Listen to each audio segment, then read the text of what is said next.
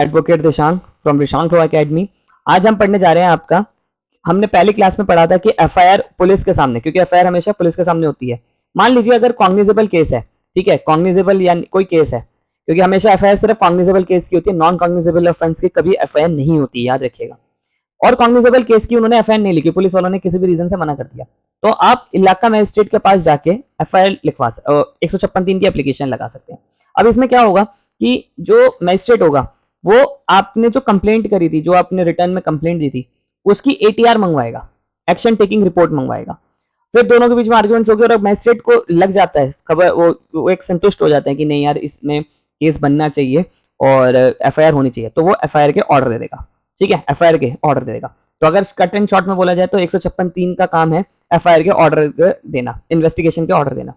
अब जब एफआईआर के ऑर्डर हो गए, ठीक है, तो अब यहां पर क्या होगा, फिर वही प्रोसेस चलेगा, एफआईआर होगा, फिर अक्यूज्ड को पकड़ा जाएगा, पीसीआर, एमसीआर, ये वो सब बेल, वो सारा प्रोसेस इसका चलेगा।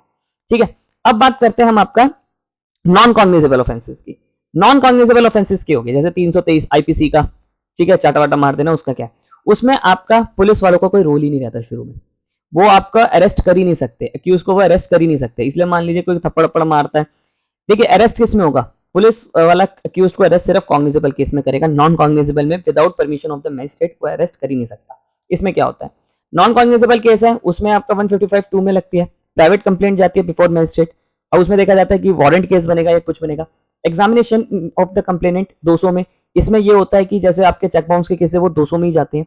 इसका मतलब ये होता है कि आपका अक्यूज को सम्मन्स, मतलब अक्यूज को बुलाने से पहले, यहाँ पर देखिए अक्यूज को बुलाया नहीं जाता, ठीक है, अक्यूज को बुलाने से पहले सारे आपके एविडेंस पहले देखे जाते हैं। जैसे अगर आपने चेक बाउंस के, अगर आप प्रैक्टिसिंग एडवोकेट हैं तो आपको पता होगा कि चेक बाउंस के केस में क्या होता है, पहले आप डालते हैं केस, ठीक है, केस डालने के बाद क्या आपके पहले एविडेंस देखे जाते हैं, चेक वेक सब कुछ देखे जाते हैं कि है या नहीं है, उसके बाद सामने वाले अक्यूज को बुलाया जाता है। तो वो चीज है, इशू हो जाएगा प्रोसेस, यानी कि सम्मन्स इशू हो जाएंगे, अगर केस लग रहा है कि हाँ बन रहा है तो हो जाएगा, और अगर नहीं बन रहा केस तो वो डिसमिस कर देगा आपकी रिपोर्ट।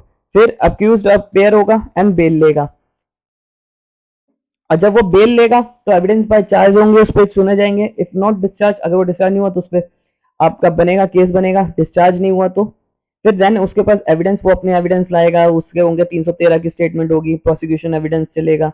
इसमें सॉरी, प्रोसिक्यूशन 200 में आपका प्रोसिक्यूशन एविडेंस नहीं होता, क्योंकि एविडेंस तो ऊपर हो चुकी होती है। तो यहाँ क्या चलेगा, आपका 313 की स्टेटमेंट उसकी रिकॉर्ड होगी, फिर 315 में वो ऑन ओथ देगा, आर्ग्यूमेंट्स होंगी और जजमेंट आ जाएगी।